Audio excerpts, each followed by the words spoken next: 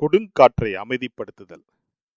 மதிய வேளையில் பிசாசு பிடித்திருந்த அநேகரை அவரிடத்தில் கொண்டு வந்தார்கள். அவர் அந்த ஆவிகளை தனது வார்த்தையினாலே துரத்தி நோய்வாய்ப்பட்டவரை குணமாக்கினார். மக்கள் கூட்டம் திரளாயிருந்ததால் அவர் படகில் அமர்ந்து போதித்தார். பல உவமைகளை கூறினார். அதன்பின் தம் சீடருடன் தனித்து இருக்கும்போது அவர்களுக்கு எல்லாவற்றையும் விளக்கி விவரித்துச் சொன்னார். அவர் உட்கார்ந்து போதித்த அந்த படகில் அப்படியே கலிலேயா கடலின் மேற்கு கரையோரம் உள்ள கெர்கசேனர் நாட்டிற்கு படகை வலித்து சென்றனர். கடலில் சுமார் 5 கிலோமீட்டர் படகு பயணம். மனுஷகுமாரனுக்கோ தலை சாய்க்க இடமில்லை என்றவர் படகின் பின்னணியத்தில் தலையணை வைத்து சற்று கண் அயர்கிறார்.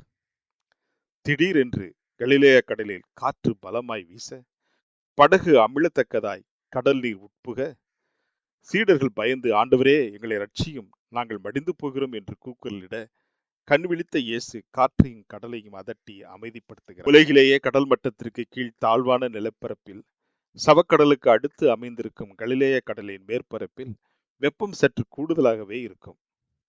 பனி படர்ந்த எர்மோன் மலை சிகரங்களில் இருந்து கிழக்கு நோக்கி வீசும் காற்றால் வெப்பசலனம் மூலம் கொடுங்காற்று வீசும் அபாயம் இன்றும் உள்ளது.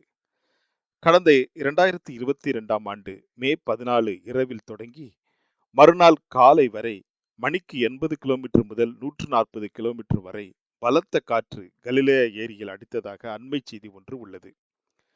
அம்மாடி, என்ன புயல்! கலிலேயா கடலில் புயலே அடிக்காது என்று பலர் கூறி வருகின்றனர். அவர்களுக்காகவே இந்த நிஜ வீடியோ காட்சி.